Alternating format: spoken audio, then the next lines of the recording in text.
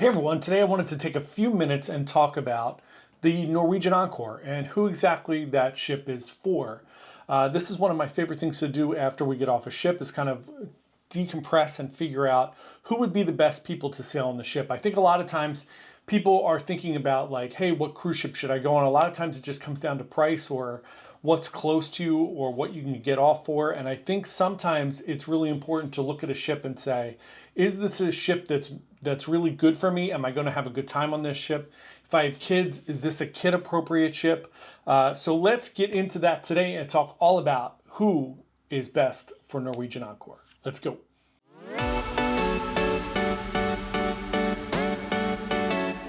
Hey everyone, John here from Bite Size Cruises. Welcome back to the channel. Today we're going to get into a little bit about who the Ncl Encore is for. So I recently did a 7-day sailing to the Caribbean on the Ncl Encore, and I absolutely loved the ship. So does that mean everybody in my age demographic it's going to be good for? No, obviously not. But let's get into the groups of people I think it's good for. So with Ncl Encore, and I think this goes, I've been on a good chunk of the Norwegian fleet now, and I think this goes for most of the Norwegian fleet. I want to pull up the Norwegian marketing statement real quick, their mission statement. So one of the things I thought was really funny, as I was on my last cruise, they had a little trivia contest and they said, what is the vision of this company, of Norwegian Cruise Line? And usually when you talk about the mission or the vision, it should be kind of like a very narrow, niche, specific statement of like, we're trying to get these specific people. Because from a marketing perspective, if you come out and say, this product is for everyone, you can't sell to everyone, you can't advertise to everyone, you can't market to everyone, because it'll cost you a fortune to try to capture all of those different audiences. So whenever we talk to clients about marketing, one of the things we talk to them about is try to get as narrow as a field as you can.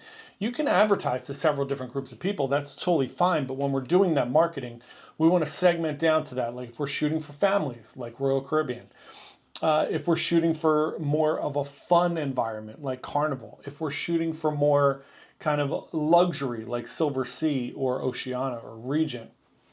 So I really wanted to dig into this, and I got the trivia question wrong because the vision seemed so outlandishly broad.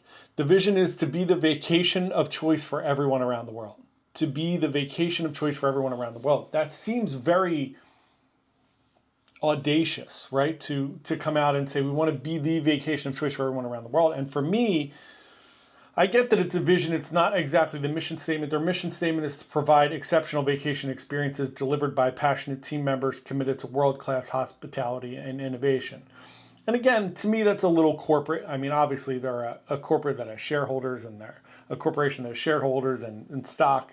So you're going to get these little fluffier statements than something that's very direct. But I feel like the mission's pretty good there.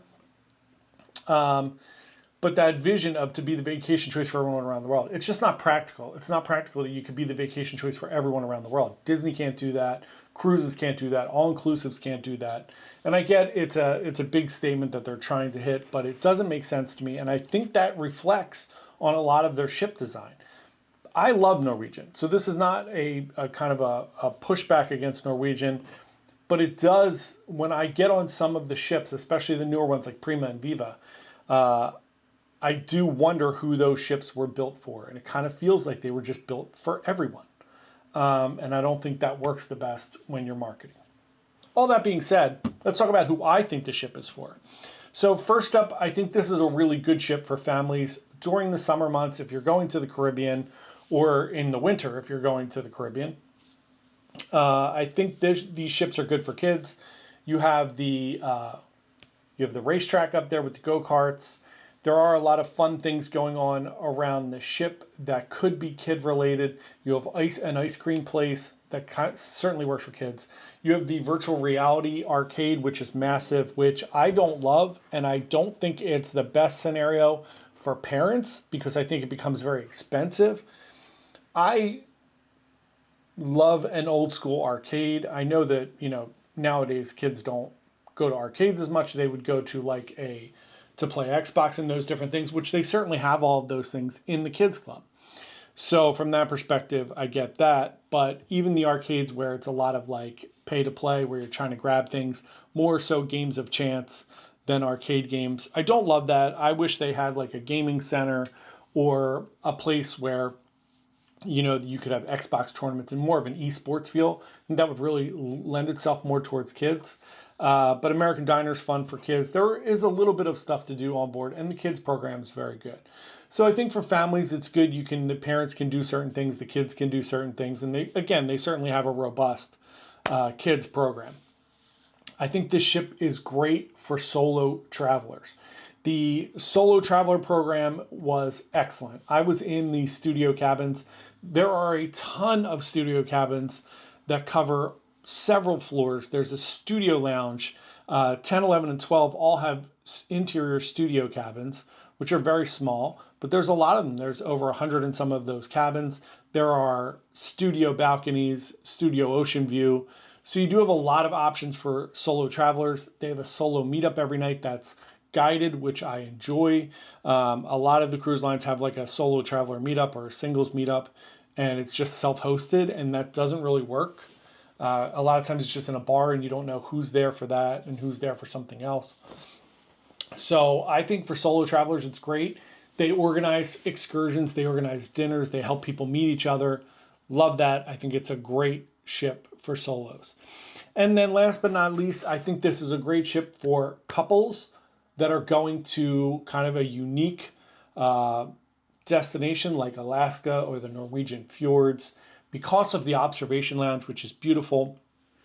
And I just feel like this is a great ship if you're celebrating your honeymoon or your anniversary or a birthday or something, because there's so many like really nice touches that you could add on with specialty dining, so many nice restaurants to go to, wine tastings, different things going on around the ship. The shows were really good. Choir of Man's really good. The Beatles Invasion is really good. The comedy shows were good. Lots of stuff going on around the ship. So I think couples are the third category there, and specifically couples that are going somewhere like Alaska. Again, my thought, I think this would be a much better ship if you, and again, this doesn't matter what I think. I'm certainly not running a cruise line and they don't care what I think. So it's just my 2 cents. If they got rid of that virtual reality, the Galaxy Pavilion, which they have done on other ships, which they recently got rid of on Joy, which is just a little bit of a different configuration ship anyway. But if they got rid of that and built like an indoor solarium, kind of like Royal Caribbean has on some of their ships, considering the ship spends a lot of time in cold areas like Alaska, I think that would really open it up because you would have the observation lounge and you would have a solarium, maybe even with a retractable roof. So during the times where it's in the Caribbean, you could open that up again, like Royal Caribbean does. And if you got rid of the racetrack, I know the racetrack's cool, but the racetrack's on other ships. You have the racetrack on Bliss. You have the racetrack on Joy. I don't feel like you need it.